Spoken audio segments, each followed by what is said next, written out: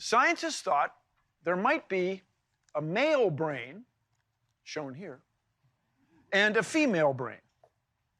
Voila.